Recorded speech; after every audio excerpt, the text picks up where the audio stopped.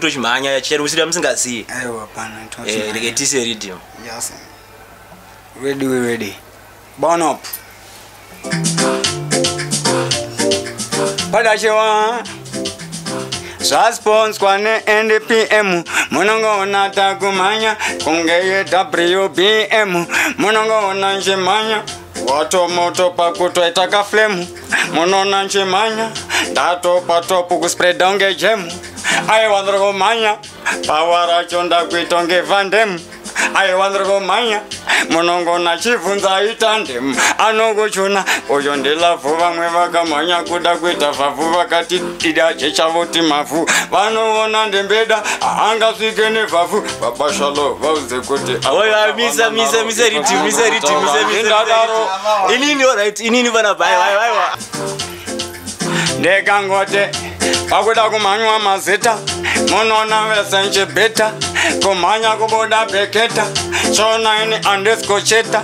Watila fuwa yadira mafu Waifunga kutinja itafafu Datopenga muri muna pundo chkoramba Muna chivafu Munongona ya kungesho popo Mazita ndakumada hopo Munongona wafura maglopo Wari hopo wati ani Wangoti mbambi awuzi bambi Wauzi datona chochitambi Iko zinunda kuwaita mabambi mazombi Mbere kusika kumfombi Dezera rimwe unona pane zvinga Aiwa mbeda futa nyimwe Wauza valume inandigume Mota udzime wauze ndekati kapu Vari kuziva ndetori patopu Vamwe vakuda kutisa chopu chopu Vanoziziva utimbida Aye wanda donza tambo mchirungu nodi ropu Kwati awei saka zviri sei Vachandivurira kangu kawei Vanongoona vaida sunga play Izo zviri sei chibvunza peki Iko zvinoneni vakuda kuti teki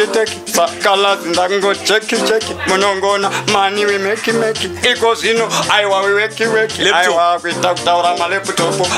Vakutovhura mababa shopu Tumafon shopu Munongona nangopu wachi one dropu Ndakaimba muchiseka kunyemba chandapeka Ndatoziya ndateka kundocheka Vaudze mari muhomwe kunye mari meka Ndine munhu wacho saka muzade Ndine munhu wacho wati geri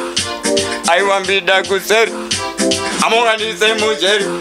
Foni kunge blackberry